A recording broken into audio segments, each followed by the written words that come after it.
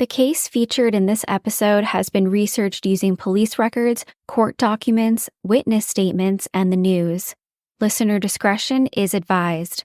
All parties mentioned are innocent until proven guilty, and all opinions are my own.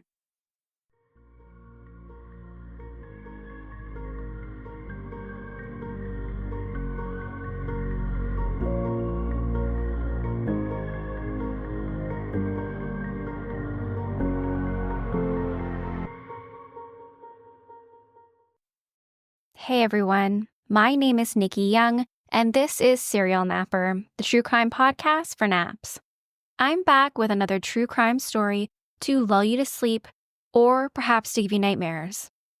On the morning of February 24th, 2023, calls to 911 from the Bandfield family home set off a chain of events that would unravel a dark and twisted tale of betrayal, love, and murder.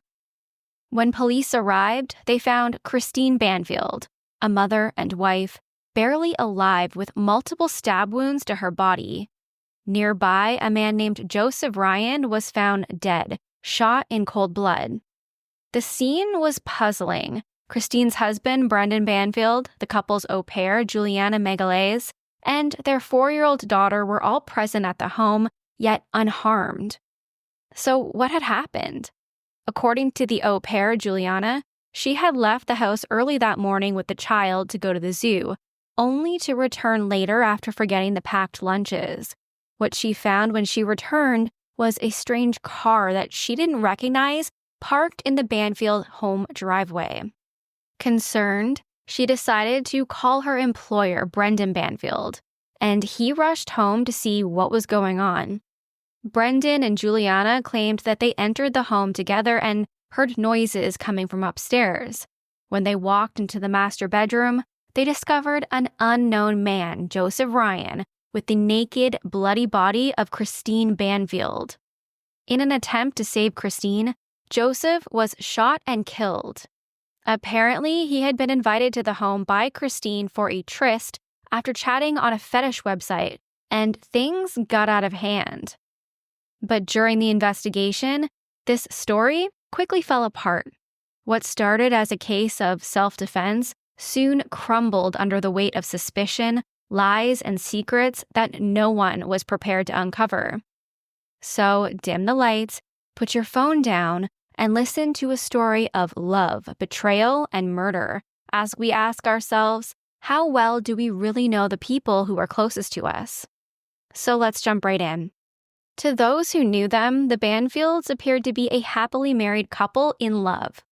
As almost all of these stories go, Christine and Brendan Banfield looked like the picture-perfect couple with a picture-perfect life. Both had fantastic jobs, with Christine working as an intensive care nurse at a suburban Virginia hospital, and Brendan working as a criminal investigator for the Internal Revenue Service. They had moved from the Long Island, New York area to Virginia in 2019, shortly after their baby girl, Valerie, was born. Christine was known to be a very loving and engaged mother, but she truly shined in her work at the hospital. One of her former patients, a man named Rodrigo Valdemara, had been taken care of by Christine during his battle with COVID. He would later say, quote, "She was an angel for me. She shaved me, she helped me to set up a Zoom call with my family." Her kindness and attentiveness during this hospital stay led to the pair striking up a friendship. With their busy schedules, Christine confided in him that she and her husband Brendan were having trouble balancing the housework and finding proper childcare for little Valerie. In 2021, Christine said that she was planning on hiring an au pair from Brazil just to help out with taking care of the home and their young daughter. And with him being from Colombia, she asked him for local South American restaurant recommendations, mostly because she wanted to help the au pair to feel at home. This was Brendan and Christine's second au pair hired from Brazil, so they knew the drill. They had to find someone who was caring, professional, and most importantly, had a personality that would fit their family dynamic. They found 21-year-old Juliana Perez Magalhães' post through a large agency called Culture Care Au Pair, whose LinkedIn profile says they are, quote, Proud to be the largest and most experienced au pair organization in the world, having successfully placed more than 120,000 au pairs into welcoming American homes since 1989. Through their conversations online, Brendan and Christine seemed to hit it off with Juliana, so they hired her, inviting her to come live with them in Virginia. Most families who hire an au pair don't actually get to meet them until the day that they quite literally arrive at their home. Maybe it's because I read, listen to, and watch far too much true crime content, but I just can't imagine inviting a stranger from across the world to move to my country, to live in my home, and to care for my child. What if their vibe is just off? You're sponsoring a stranger to come live with you, and you're responsible for them. If you've ever met anyone from online in person, you know that sometimes the person on the computer just doesn't match the person that they are in real life.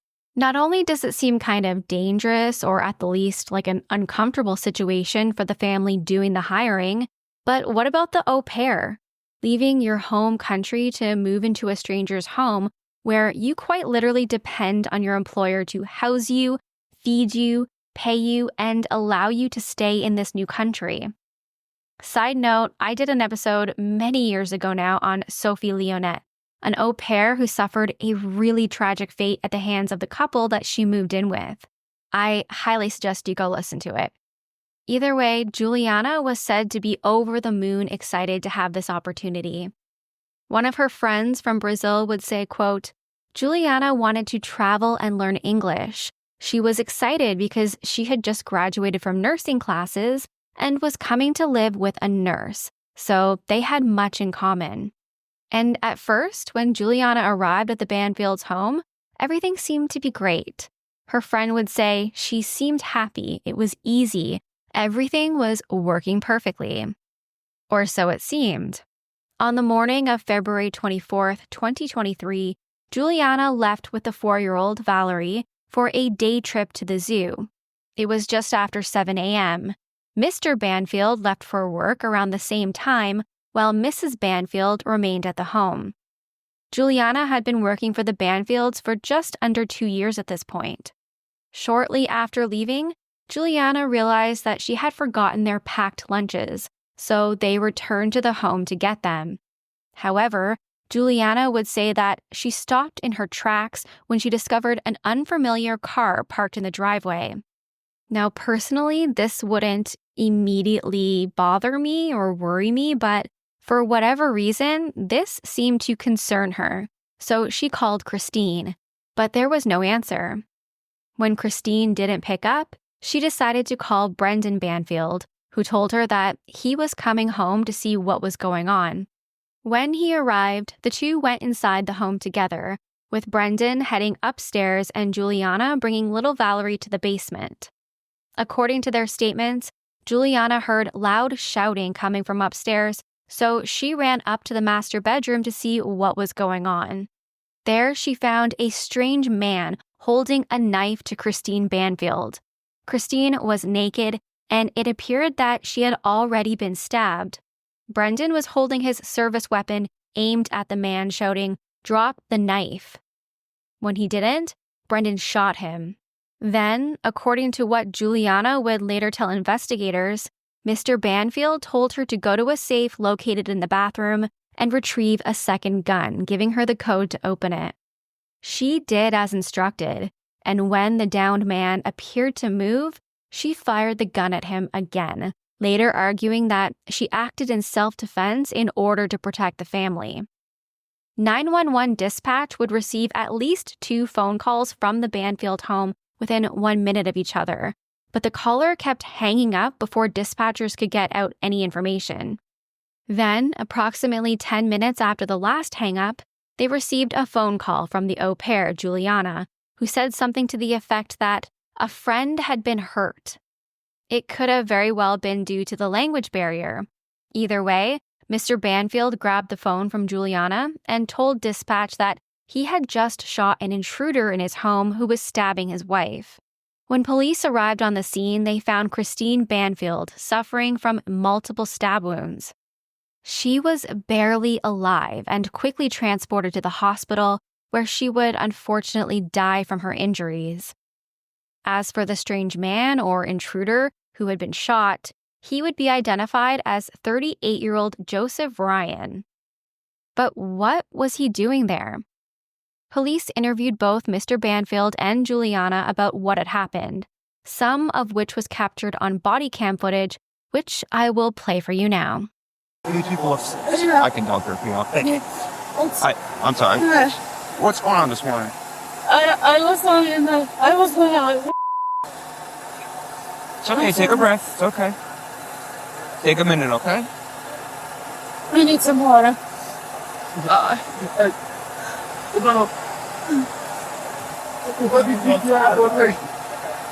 You want to sit down somewhere? No. I just need some water. I'm sorry for English is not my first language. Oh, you're fine. I was going out and this whole her daughter. Okay, yep, she's sitting over there. And then I forgot our lunch to bring it, and I was coming back to the house to get the lunch. Okay. Yes.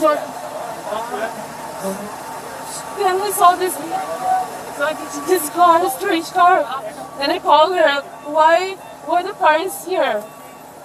I don't know who it is, but it was a strange voicemail, so I couldn't talk to her. Then I called Brendan, who's her husband. Okay. And then he said, wait for me, I'll go there. Don't go inside. And then he came back here. And we went inside. And then we went upstairs first, and then I went to see what's going on. And I heard the guy was, I don't know. It's okay. I don't know what was doing. It's cranking her. I don't know. You heard what? It's cranking her. I heard, I don't know what was that. And Brendan said, please drop the knife, because he had a knife. And then he said, drop the gun to Brendan. They were yelling. I couldn't understand. We were super fast. Okay.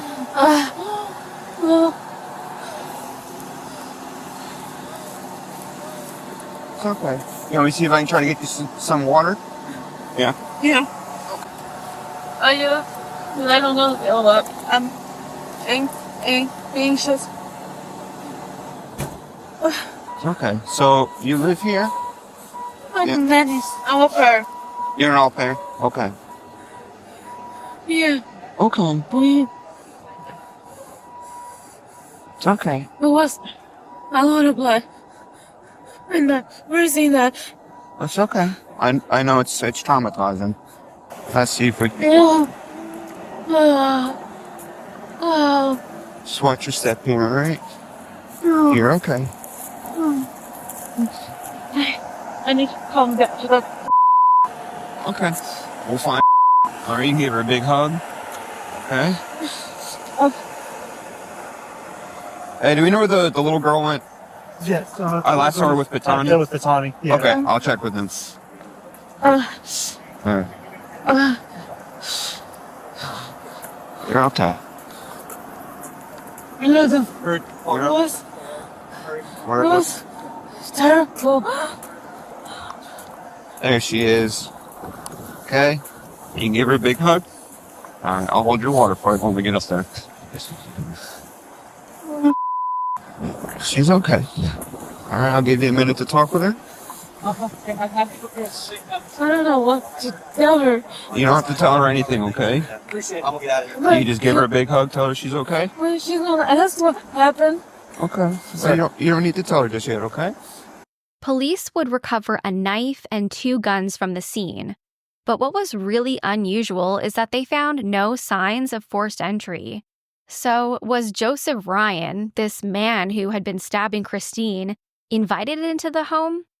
They had to dig further. When they looked at Joseph's devices, they learned that he was actually at the Bandfield home that day for a hookup after communicating with a woman identified as Anastasia 9 on a fetish website called FetLife. Anastasia's profile featured a photo of a petite woman in a bathing suit, and in the messages exchanged with Joseph, she talked about being into knife play and binding. They planned to meet up that morning at the Bandfield home for rough sex. So one could assume that Anastasia was actually Christine Banfield. But police noticed that there was something off about the messages. Of course, you can never tell what a person is into in the bedroom just by looking at them. But the way this Anastasia woman was speaking, it was much different than how everyone had described Christine's demeanor. They just didn't have the same sort of language and way of talking. Investigators were immediately suspicious about these messages on the fetish website, and they thought that it could be possible that someone had chatted with Joseph, pretending to be Christine in order to set up that rendezvous in the Bandfield home. Police had also found evidence to indicate that Mr. Banfield and the au pair, they had been having an affair for quite some time now. They discovered lovey-dovey text messages between the two, as well as photos of a romantic trip to New York City that they had just recently taken together. They also learned that Mr. Banfield and Juliana, they had visited a gun range together about 2 months before the incident, and that Brendan had purchased the gun that Juliana had used to shoot Joseph. Meanwhile, an autopsy was conducted on Joseph's body, and it revealed that he had been shot twice, once in the head by Mr. Banfield's gun and once in the chest by Juliana. However, it was the bullet shot by Juliana that had actually killed Joseph Ryan. Because he had already been incapacitated by Brendan Banfield when she shot him, the police were able to get an arrest warrant and arrest Juliana for second-degree murder. When they returned to the Bandfield home in October of 2023 to arrest Juliana, approximately 8 months after the incident, they discovered something pretty brazen. It appeared that Juliana had pretty much moved into the master bedroom with Brendan Banfield, which he used to share with his now-deceased wife, Christine. All of Juliana's clothing was now hanging in the master bedroom closet. She also had lingerie lying on the bed. And to top it all off, there was a framed photo of Brendan and Juliana sitting on the nightstand beside the table, looking very close, very lovey-dovey. Mr. Banfield seemingly had moved on from his grief quite quickly, and he wasn't even trying to hide it. Now that they had Juliana in police custody, investigators worked to try to get more information out of her about what had really happened. They told her straight up that they knew she had been having an affair with her employer, Mr. Banfield. They presented her with those messages between Joseph Ryan and someone pretending to be Christine on the fetish website. They asked about the gun range, how she had learned how to shoot a weapon, and how they had purchased a Glock that matched the murder weapon.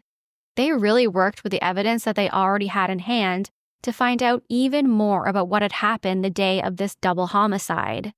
And it worked. Juliana hated her life in jail, and according to information obtained by the Washington Post, she wrote an email to her mother that said, "I am tired of this place, this situation. I am unhappy and nothing makes me happy. I just want to get out of here and go back home to be with you guys. We will be together soon. With God's grace, Mummy." Juliana took a plea deal, agreeing to cooperate in this murder investigation involving Brendan Banfield. Investigators believed that the two had worked together to plot the murder of Christine Banfield, and then to try to pin it on Joseph Ryan, but they needed more information from her in order to seal the deal. She would plead guilty to a lesser charge of manslaughter in exchange for her cooperation. It would take nearly another full year for the General Attorney's Office to build their case against Brendan Banfield. In September 2024, he was finally arrested after forensic experts found evidence that the bodies of both victims, Christine and Joseph, had been moved after the murders.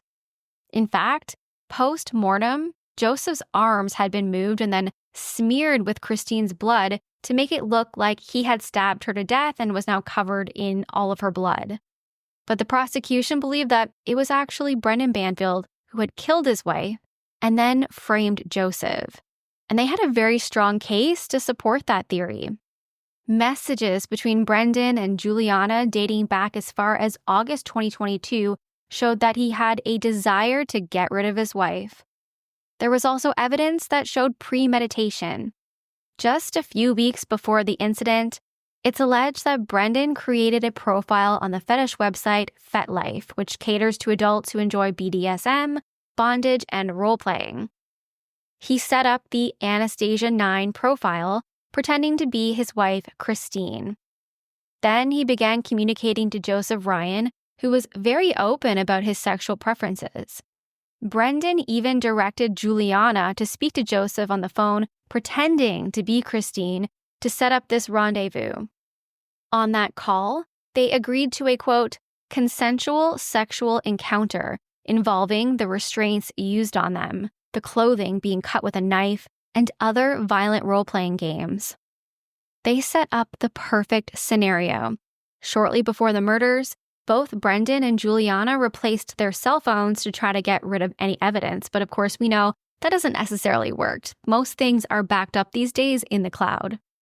They also weren't able to delete things on Joseph Ryan's phone. Brendan was allegedly supposed to be at work that day, but police were able to confirm that he was actually waiting outside of a McDonald's near the home. That's how he was able to get back to the Bandfield house so quickly. Then Joseph Ryan came to the Bandfield home to have sex involving knife play with a woman he believed he had been chatting with, Christine Banfield. But she had no idea about this plan at all. They set it up to look like Brendan and Juliana tried to save Christine from this knife attack, from this crazy guy that was just into rough sex who just got out of hand and started stabbing her. However, the prosecution believes that it was actually Brendan who stabbed his wife to death, not Joseph Ryan. Brendan Banfield was indicted on 4 counts of aggravated murder and 1 count of use of a firearm in the commission of a felony. His trial is set for February, where Juliana is expected to testify against him. Juliana Magalhães faces up to 10 years in prison for her manslaughter charge, and she's scheduled to be sentenced in March. However, it sounds like prosecutors are actually recommending that she be released for time served after she testifies against Brendan, meaning she could be released from jail after serving just over a year behind bars. Truthfully, that makes me kind of sick to my stomach. I find it a bit disheartening that the au pair is only being charged with manslaughter and that she might serve about a year, a little over a year of jail time. According to the evidence, she was very much involved in every step of planning this double murder, with the goal being to get the wife out of the picture. On the day in question, she even brought the couple's 4-year-old little girl back into the home where her mother was either already stabbed to death or was about to be upstairs. At least she had the decency to bring her to the basement where, hopefully, the little girl didn't hear the murders happen. But she now has to live without her mummy for the rest of her life, all so that daddy could be with his side piece. Juliana also went to the gun range to learn how to shoot so that she could kill Joseph Ryan, an innocent man who was unwittingly caught up in this whole thing. She chatted with him on the phone, inviting him to the house, and it was her bullet that killed him. So, is a manslaughter charge truly justice? In the meantime, Joseph Ryan's friend, Zulu Bay, expressed gratitude that the truth is finally emerging about his friend's accidental involvement in this twisted murder plot. He said, quote, "I know he didn't do what they said he did. He was just a pawn. Joe was the guy who took in dogs that had no chance of being adopted and just loved the hell out of them." Which brings me to the question that always puzzles me in cases like this. Why do these men, these husbands, who kill their wives after starting an affair, not just get a divorce? Why do they destroy so many people's lives, including the lives of their own children, by killing their spouse instead of just walking away from their marriage? Are they worried about having to pay alimony? Do they just not want to be a failure in their marriage? Are they stressed about losing some of their marital assets? It's not only downright evil, it's idiotic. They have to know that the husband is always going to be suspect number one. Add in an affair and, well, you're going to get caught. I'll be watching this case closely as it goes to trial, and I'll make sure to keep you updated over on social media, so make sure you're following me. That's it for me tonight. If you want to reach out, you can find me on Facebook at Serial Napper. You can find my audio on Apple or Spotify or wherever you listen to podcasts. I post all of my episodes in video format over on YouTube, so go check it out. And if you're watching on YouTube, I would love if you can give me a thumbs up and subscribe. I'm also on Patreon if you'd like to get your Serial Napper episodes early and ad-free, so hop on over and check it out at patreon.com/serialnapper. Until next time, sweet dreams, stay kind, especially in the comments. Bye.